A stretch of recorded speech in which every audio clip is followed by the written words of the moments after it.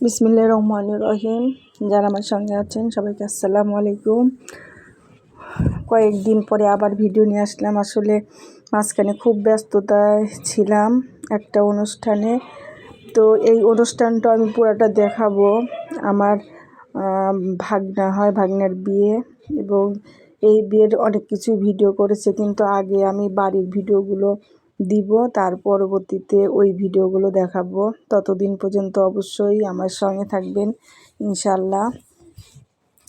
আর এটা আপার বাসার দ্বিতীয় দিনের রান্নাবান্না কি হচ্ছে পুরো দিনের ভিডিওই দেখাবো। আর দ্বিতীয় দিনে প্রথম দিনের ভিডিও দেখিয়েছিলাম। অবশ্য ওই দিন একদিন একটা আমি ভুল ইনফরমেশন দিয়েছিলাম যে 5 কেজি সম্ভবত চাল, আসলে 10 কেজি চাল, 7 কেজি গোশ আর ডাল, এই গোশ দিয়ে খিচুড়ি রান্না হয়েছিল। আর এই দিনও তো আরও বেশি রান্না করেছিল, 20-25 কেজির মতো। আমি অত সঠিক আসলে মাপ জানি না। যা হোক, আজকেও সেই বাবুর্চি ভাই রান্না করছে, আগের দিনে সেই বাবুর্চি ভাই। আর এদিকে আমাদের হাফেজ সাহেব আসছে রান্নার তদারকি করতে। আর আমাদের যে বাবুর্চি ভাই, আগের দিনই বলেছি ইসাক ভাই শখ করে রান্না করেন, কোনো পারিশ্রমিক নেন না, কারণ উনি নিজেই মাশাআল্লাহ অনেক ভালো অবস্থায় আছেন। আর এখানে আপার ঘরের সামনে একটা নারিকেল গাছ ছিল, ঘর তোলার সময় ওটা কাটা হয়েছিল, সেটার শেকড়টা তোলা হচ্ছে, সেটাও দেখায়। আজকে সারা দিনে যা যা করা হয়েছে মোটামুটি অনেক কিছুই দেখাবো। তো ততক্ষণ পর্যন্ত অবশ্যই ধৈর্য ধরে দেখবেন। আমাদের বাড়ি পাবনা মাসুমদিয়া। আর মাসুমদিয়া গেলে সবারই আসলে অনেক মজা লাগে। এটা হচ্ছে আমার আপার ছেলে, আর সে কিন্তু আমার বাসায় বসে আছে। আমার বাসা বলতে আমার বাসার এই যে কতটুকু হয়েছে দেখাই যাচ্ছে। আর পাশে এই যে আমার সেলিম ভাইয়ের বাড়ি, এইটার ছাদে আবার সব মেয়েরা উঠে মজা করছিল। আর এদিক দিয়ে আমি আবার তাদের ডাকাডাকি পারছিলাম, আর এদিকে আমার ভাগ্নি আবার একটু উকি দিয়ে দেখে গেল। তো আসলে বাড়িতে গেলে, গ্রামে গেলে বাচ্চারা খুবই আনন্দ পায়, আর সবসময় যেহেতু যাওয়া হয় না। আর এই আমার ভাই প্রতিদিন একটা করে পেঁপে কিনে আনে, এত মিষ্টি পেঁপে। আর যখন আমরা ঢাকায় পেঁপেগুলো কিনি মিষ্টি থাকে অনেকগুলো, আবার অনেকগুলো পানসেও থাকে। আবার একটা পেঁপের মধ্যে একটা কেমন একটা ফ্লেভার আসে, মেডিসিন কেমন যেন একটা। আর এই পেঁপেগুলো যে এত বেশি মিষ্টি টেস্ট, একবারে গাছ পাকা। তো যার কাছ থেকে আমার ভাই কিনেছে সে তাকে বলে রেখেছিল যে প্রতিদিন আমাদের পেঁপে দিবে। তো পেঁপেগুলো এত সুস্বাদু, আসলে বললে কেউ বিশ্বাসই করবে না, যেমন বড় বড় পেঁপে আর খুবই মিষ্টি। তো সবাই খুবই পছন্দ করেছিল। আর আমার গাছেও পেঁপে পেকেছে, সেটাও দেখাবো। আর এটা আমাদের জামাই বাবাজি আর ভাসতে পেঁপে খাচ্ছে।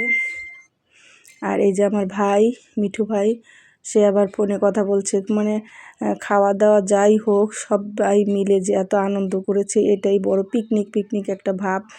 ভাই বোন, ভাস্তি নাতি পুতি নিয়ে যে এখানে বিশেষ করে যেখানে রান্না হচ্ছিল সেখানে সবাই বিভিন্ন রকম গল্পগুজব করছিল, মজা করছিল। আর এই যে ডাক্তার সাহেব কিন্তু এনায়েতপুর হাজি নাকি, এটা হ্যাঁ এনায়েতপুর হাজি ইউনুস হাসপাতালে চাকরি করেন। ওরা দুজনই ওখানেই আছে। তো এখানে রান্না বান্নার আয়োজন চলছে। আজকে হবে তিহারি গরুর গোশ দিয়ে, আগের দিন হয়েছিল মুরগির গোশ দিয়ে খিচুড়ি, আর আজকে হবে তিহারি। আজকে বেশ ভালোই লোকজন খাবে, বেশ ভালোই লোকজন বলতে ফ্যামিলিতে অনেক লোক। আগেই বলেছি যে আমরা 7 ভাই বোন, তাদের ছেলে মেয়ে, ছেলের বউ, নাতিপুতি, তারপরে আপার ফ্যামিলি, তাদের নাতিপুতি সহ একজন চিফ গেস্ট আছেন, সে হচ্ছে আমার ছোটো খালাম্মা, খালু, তারপরে আপার ননদ। যা হোক, রান্নাবান্না হচ্ছে, আর এর মধ্যে অনেক গল্পগুজব করছে। আমার মেজো ভাই নামাজ পড়তে যাচ্ছে, কারণ এই অনুষ্ঠানটা ছিল শুক্রবার সম্ভবত। আর সবচেয়ে মজা যে সবাই আমার ভাইয়েরা খুব দুষ্টামি করে, বড় মানুষের মতো যে অনেকে আছে না, খুব ভার্তিক রিজার্ভ থাকে, ওইরকম না, ওরা সবাই খুবই দুষ্টামি নিয়ে ব্যস্ত। আর এই যে আমার ইসাক ভাই যেটা ধরে হ্যান্ডেল ধরে তুললো ঢাকনাটা, আমার ভাগ্নে আবার যখন এটার উপরে রান্না শেষে আগুন দিয়ে রাখে, ও খেয়াল করেনি আগুন যখন ফেলে দিয়েছে ওই হ্যান্ডেলটা ধরে তার হাত পুড়ে শেষ। সেই ভিডিওটাও দেখাবো, তার হাত পুড়ে গেছে, 4টা আঙ্গুল পুড়ে গেছে। আসলে এরকম ধরনের অনুষ্ঠান হলে ছোটোখাটো 2-1টা দুর্ঘটনা ঘটে, তাতে আর করার কিছু নেই, এতে আনন্দ কিন্তু থেমে থাকে না। তো সব আনন্দের মধ্যে কিছু কষ্টও থাকে, সেটা আমার জন্যে, সব কষ্টই আমার জন্যে থাকে। সেটা সব স্মৃতিতেই আমার স্মৃতিগুলো ভেসে আসে যে সবাই আছে, শুধু আমার হাজবেন্ড নেই। এই কথাটা মনে হতেই আমার আসলে সব অনুষ্ঠানের আনন্দই মাটি হয়ে যায়।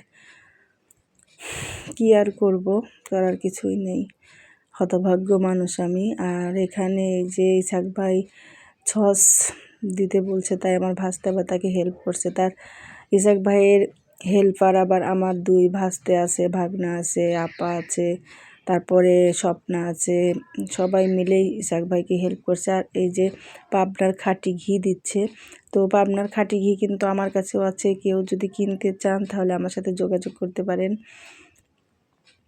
পাবনার ঘিটা কিন্তু খুবই মজাদার, ভাত দিয়ে খেতেও ভালো, সব কিছু দিয়ে খেতেই ভালো। আর এই যে আমার ভাগনা শরীফ, সে আবার আমার বড় ভাইয়ের ছেলে সবুজকে ভিডিও কলে সব দেখাচ্ছে, কারণ সে আসতে পারে নাই, যার কারণে তাকে আবার লোভ দেখাচ্ছে, দেখ আমরা কত মজা করছি। আর সবুজের ছেলে নিহান খুব মিস করে এই অনুষ্ঠানগুলো, কারণ ও যখন আসতে পারে না তখন ও খুব কষ্ট পায় যে সবাই মিলে এত আনন্দ করছে আর ও থাকতে পারছে না। আর দেখতেই পাচ্ছেন যে রান্নার পাশে সবাই এসে খুব মজা করছে, দুষ্টামি করছে, বড় ভাই ছোট ভাই সবাই। শুধু এই অনুষ্ঠানে আমার বড় ভাই থাকতে পারে না, এটা একটা দুঃখজনক। আর এটা আমার দুলা ভাই, সেও নামাজ পড়তে যাচ্ছে কারণ শুক্রবার। আর এদিকে সেজ ভাই আবার তাড়াহুড়া করে চলে যাবে, কারণ ওর নাইট ডিউটি আছে, নরসিংদী যাবে, রেডি হচ্ছে। আর এইদিকে আবার হঠাৎ করেই দেখি আমার পেঁপে গাছে পেঁপেটা পেকে গেছে। আর এই পাকা পেঁপেটা আবার ইতিমধ্যে পাখি খেয়ে ফেলেছি একটুখানি। আমি আমার পেঁপে গাছগুলো আমার যে জামাই বাবাজিকে দেখাচ্ছিলাম, ডক্টর তৌনিদকে দেখাচ্ছিলাম যে দেখো আমার পেঁপে গাছে কত পেঁপে ধরেছে। ইতিমধ্যে দেখি একটা পেঁপে পেকে গেছে, এবং পেঁপেটা এত মিষ্টি ছিল, পুরা গাছ পাকা। কিন্তু সমস্যা হচ্ছে পেঁপে যেখানে পাকে, কোথা থেকে যে পাখি খবর পায়, সব পেঁপেই খেয়ে নেয়। তো এখানে আবার চাল দেওয়া হচ্ছে। রান্নাটা কিন্তু ভালোই হয়, ইসাক ভাইয়ের হাতের রান্না কিন্তু বেশ মজাদার। আর এদিকে স্বপ্না থালা বাসন মাজা নিয়ে ব্যস্ত। আর এইদিকে এই যে শরীফের হাত পুড়ে শেষ, 3টা আঙ্গুলের অবস্থা খুবই খারাপ। আর এই যে জামাই মামা শ্বশুর আর তার জামাই যে নামাজ পড়তে যাচ্ছে, আমার সেলিম ভাই আর আমাদের ভাগ্নি জামাই, তা ইতিমধ্যে খাওয়া শুরু হয়ে গেছে। আর এই যে দই, রনির দই, এগুলো কিন্তু এনায়েতপুরের দই, আমার ভাগ্নি এনেছিল, অনেকগুলো দই এনেছিল। আর এই যে আমার খালু খাচ্ছে, খালু আবার অনেক মিষ্টি এনেছে। এখানে আমাদের ভাস্তা রাজীব, সেও খাচ্ছে, যে যেখানে বসে খাওয়া শুরু করে দিয়েছে। এটাই কিন্তু আনন্দ, চেয়ার টেবিলে খাওয়ার চাইতে যে যেখানে বসে যেমন করে পাচ্ছে তেমনই খাচ্ছে।